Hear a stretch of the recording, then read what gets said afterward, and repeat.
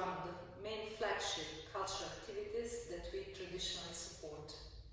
Vilenica is a remarkable venue and moment for promoting dialogue and cooperation among writers, poets, essayists and dramatists, coming from many countries of Central and Eastern Europe, as well as beyond this area.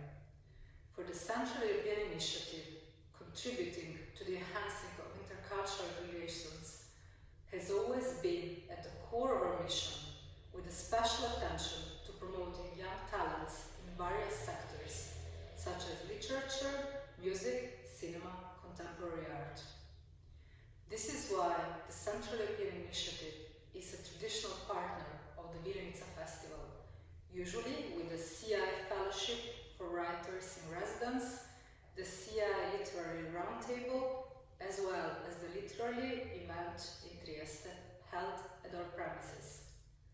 Although this year, due to extraordinary emergency situation, the festival is organized in virtual modality, the mere fact that it's taking place brings an important message of continuity and hope, as today, more than ever, it is key to give voice to the creativity of young people.